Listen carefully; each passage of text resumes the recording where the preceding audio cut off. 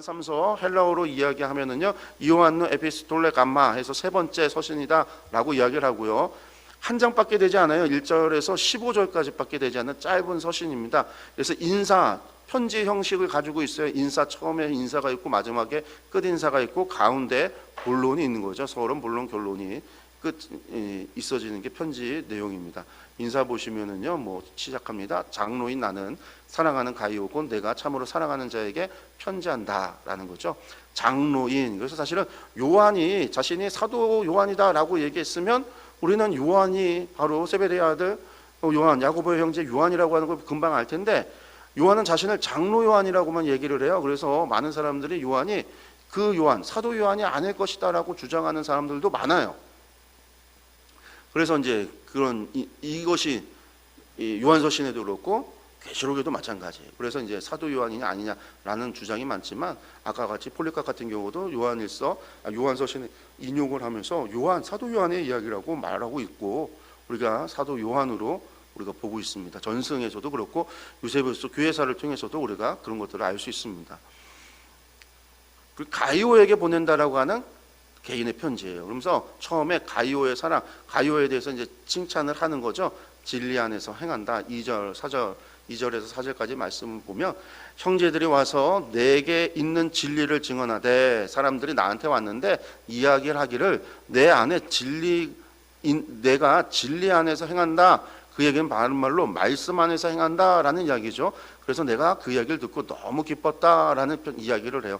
개인적인 편지 칭찬을 하고요. 그리고 또 가이오의 사랑에 대해서도 칭찬합니다. 뭐라고 하냐면, 사랑하는 자여 내가 무엇이든지 형제고 나그네 된 자들에게 행하는 것은 신실한 일이다. 이 나그네 된 자들이라는 게 그냥 나그네가 아니라, 당시에 아까도 말씀드렸다시피 순회 설교자들이 있었습니다. 사도시대 이후로 넘어가서 이제 1세기쯤 되면은요, 순회 설교자들이 있어요. 사도들도 마찬가지였지만은요, 식탁에 초대를 받아서 말씀을 전하는, 예배 시간에 초대돼서 말씀을 전하는 이런 일들이 있어요. 그래서 그런 사람들을 보통 나그네 된 자들, 이런 순회 설교자들이다, 그렇게 이야기를 해요. 말씀을 전하고 가르치는 사람들이다. 그러니까 요한이 에베소에 있으면서 제자들을 키워서 그 아시아 지역으로 제자들을 보내서 순회 설교, 하나님의 복음을 전하도록 그렇게 보냈는데, 이 가이오라고 하는 사람이 그러한 보낸 사람들을 잘 받아들여서 잘 접대해주고 그 말씀을 들을 뿐만 아니라 그 말씀 안에서 잘 행하고 있다라는 소식을 들었다라는 거죠. 그래서 기쁘다라는 거예요. 그런데 이제 여기까지는 이제 서론이에요. 칭찬을 하면서 서론이고, 그런데 문제가 있죠. 반전이 있습니다. 뭐냐? 디오드레베라고 하는 사람의 이야기도 들었다라는 거죠. 이 디오드레베가 어떤 사람이냐? 악하다라는 거예요. 악하다. 어떤 악이 있냐? 그러면서 내가 두어자를 교회에 썼으나, 두어자를 썼다라는 거예요. 두어자, 교회에 편지를 썼는데, 그 교회 가운데 으뜸되기를 좋아하는 디오드레베가 교만한 사람이라는 거예요. 우리를 맞아들이지 않고 요한이 편지를 써서 순회 설교자를 보냈는데, 이 디오드레베라고 하는 사람이 받아들이지 않았다라는 거예요. 받아들이지 않았다고요. 그러면서 뭐라고 하냐면, 그가 악한 말로 우리를 비방하고도 오히려 부족하여 형제들을 맞아들이지도 아니하고 맞아들이고자 하는 자를 금하여 교회에서 내쫓는다. 받아들이려고 하는 사람은 교회에서 쫓아내버리고 받아들이지도 않고 도리어 요한을, 사도 요한을, 장로 요한을 비방까지 하는 그런 악한 사람 디오드레베가 있다라는 이야기를 하는 겁니다. 그러면서 사랑하는 자여, 악한 거 본받지 말고 디오드레베를 본받지 말고 선한 것을 본받아라 라는 말을 합니다. 그런 얘기는 뭐냐면, 디오드레베를 본받아서 지금 내가 보낸 사람을 받아들이지 않고 내쫓지 말고 선한 것을 본받고 내가 지금 보낸 사람을 받아줘라, 수용해라. 그래서 너희 공동체 가운데 내가 두어자 적어 보낸 것을 전하게 해라 라는 얘기예요. 그럼 여기서 두어자 적어서 보낸 것은 또 뭘까요? 요한 1서 서신이 되겠죠. 그래서 이제 이 디오드레베라고 하는 사람에 대해서 악을 본받지 말라라는 거죠. 그러면서 이제 1장 12절에 그러면 데리고 그 편지를 가지고 온 사람이 누구냐?